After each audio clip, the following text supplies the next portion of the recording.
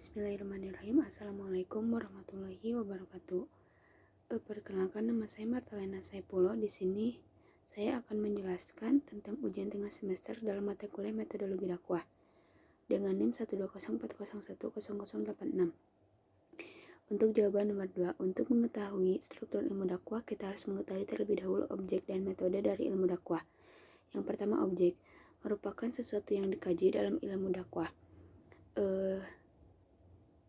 Ada dua objek di sini, yaitu yang pertama objek material, merupakan perilaku manusia yang berkaitan dengan ajaran pokok Islam, termasuk di dalamnya ada manifestasi ajaran Islam setiap aspek kehidupan. Yang kedua, objek formal, merupakan perilaku keislaman dalam upaya amar ma'ruf nahi munkar. Perilakunya itu dibedakan dengan bentuk kegiatan, tabligh, irsyad, tadbir, dan tamkin. Yang kedua, metode atau cara kerja atau langkah kerja untuk mengembangkan ilmu dan memahami objek kajian ilmu. Ada beberapa metode ilmu dakwah, yaitu yang pertama, menurut Amrullah Ahmad ada 5 metode. Yang pertama, pendekatan analisa sistem dakwah, sistem kelembagaan. Yang kedua, metode historis, perspektif waktu atau periodisasi. Yang ketiga, metode reflektif, teologis ke epistemologis, teoretik ke fakta lapangan. Yang keempat, metode riset dakwah partisipatif, fenomena aktual berorientasi ke masa kini dan masa depan. Yang kelima, riset kecenderungan gerakan dakwah, generalisasi fakta dakwah. Yang kedua, menurut Syukriyadi Sambas ada 3 metode. Yang pertama, metode istinbat. Yang kedua, metode iktibas. Yang ketiga, metode istiqro. Dari objek dan metode ilmu dakwah akan melahirkan atau menghasilkan struktur ilmu dakwah. Struktur ilmu dakwah terbagi kepada 2 bagian struktur, yaitu yang pertama, ilmu dasar teoretik, merupakan disiplin yang memberikan kerangka dan metodologi dakwah Islam. Biasanya berkaitan dengan prinsip dakwah, paradigma, kerangka teoretik, metodologi, dan sistem dakwah. Maka hal yang berkaitan dengan ini adalah dalam konteks pembelajaran perguruan tinggi akan mengenal dasar ilmu dakwah, filsafat dakwah, secara dakwah, sejarah dakwah, psikologi dakwah, metodologi dakwah, dan lain-lain. Yang kedua, ilmu teknik atau terapan, berkaitan dengan disiplin yang memberikan operasional dalam kegiatan dakwah Islam. Jadi bagaimana dakwah dilakukan untuk merujuk kepada keahlian, profesi, dan teknologi dakwah. Maka dalam ilmu ini akan dibagi kepada beberapa bidang, yaitu teknologi tabligh, irsyad, tadbir, dan tamkin. Selanjutnya jawaban nomor 4, tentang 10 mabadi asyroh. Yang pertama, al-hadu, batasan atau hakikat. Menurut para pakar ilmu dakwah adalah ilmu yang dipakai untuk mengetahui berbagai seni menyampaikan kandungan ajaran Islam, baik akidah, syariat, atau akhlak. Lalu yang kedua yaitu maudu, peta kajian atau pokok bahasan. Jika disebutkan bahwa setiap bidang ilmu sosial termasuk ilmu dakwah memiliki objek material yang sama, yakni manusia. Lalu selanjutnya athamroh atau nilai guna adalah mengembalikan manusia kepada fitrahnya dan manusia menjalankan hidup bermasyarakat berdasarkan ajaran-ajaran Islam sehingga tercapai kehidupan damai dan harmonis. Selanjutnya nisbah, kaitan dengan ilmu lain. Secara umum ada 2 paradigma yang mempengaruhi arah perkembangan ilmu dakwah. Yang pertama, bila diletakkan hanya pada kelompok paradigma logis normatif, maka harus dikembangkan sejalan dengan perkembangan ilmu tradisional Islam. Yang kedua, bila dikaji secara empiris, maka diletakkan dalam kelompok ilmu perilaku atau ilmu sosial. Yang selanjutnya, fadal atau kepakaran atau keutamaan. Disebut strategis karena pada tahap operasional kegiatan dakwah yang lebih dominan berperan dalam sosialisasi dan pelembagaan konsep-konsep Islam di tengah-tengah masyarakat.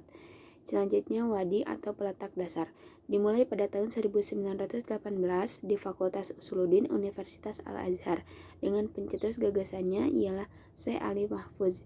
Dalam tulisannya mengenai al-wa'du wa al-irsyadi dalam bukunya yang menjadi teks dakwah.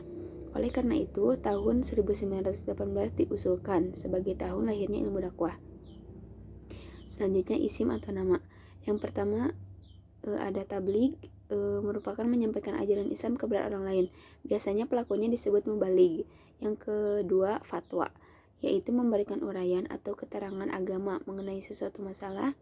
Pelakunya disebut mufti. Yang ketiga, tabsyir atau targhib, memberikan uraian keagamaan kepada orang lain yang isinya berupa berita yang menggembirakan orang yang menerimanya. Pelakunya disebut mubasyir. Yang selanjutnya istimdad atau dasar ilmu. Sumber ilmu dakwah adalah Al-Quran, As-Sunnah, serta produk ijtihad. Terutama Al-Quran diyakini sebagai sumber segala ilmu. Yang selanjutnya itu hukum. Berdasarkan ayat Al-Quran, mayoritas ulama sepakat bahwa hukum dakwah itu secara umum adalah wajib. Yang selanjutnya itu masail atau permasalahan atau problematik. Secara umum, masalah atau permasalahan yang dikaji adalah berbagai hal yang berkaitan dengan dakwah. Sehingga dakwah bisa terlaksana dengan baik, efisien, dan berhasil. Permasalahannya itu yang pertama masalah hakikat dakwah dan pemahaman esensi Islam. Yang kedua masalah tabligh dan silaturahmi atau komunikasi Islam.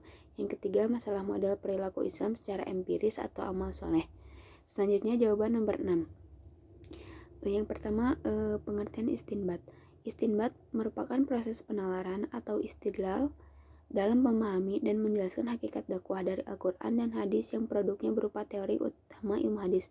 Yang kedua, iktibas merupakan proses penalaran atau istidlal dalam memahami dan menjelaskan hakikat dakwah atau denotasi dakwah dari Islam aktual, Islam empiris, Islam historis, atau Islam secara empiris yang hidup di masyarakat.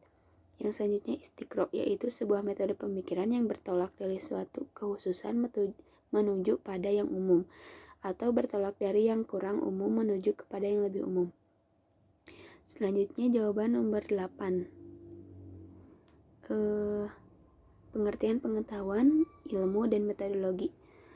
Yang pertama, pengetahuan merupakan informasi atau maklumat yang diketahui atau disadari oleh seseorang. Pengetahuan termasuk, tetapi tidak dibatasi pada deskripsi, hipotesis, konsep, teori, prinsip, dan prosedur yang secara probabilitas. Bayesian adalah benar atau berguna. Yang selanjutnya ilmu. Secara istilah diartikan sebagai sebuah atau sesuatu pengetahuan yang diberikan oleh Allah Subhanahu wa taala kepada umatnya. Yang selanjutnya metodologi. Merupakan ilmu-ilmu atau cara yang digunakan untuk memperoleh kebenaran menggunakan penelusuran dengan tata cara tertentu dalam menemukan kebenaran.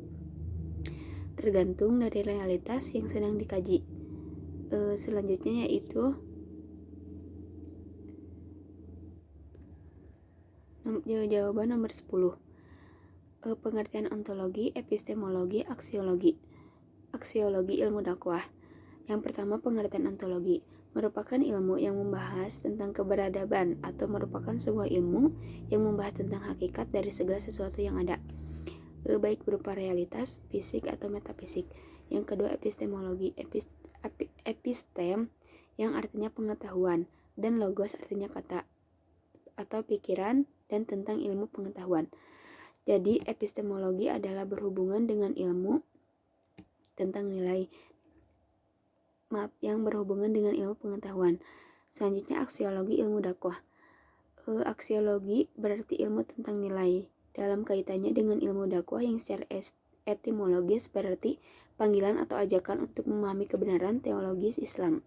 Maka nilai kebenaran mendasar merupakan landasan aksiologi bagi pengembangan dakwah. Sekian dari saya. Wassalamualaikum warahmatullahi wabarakatuh.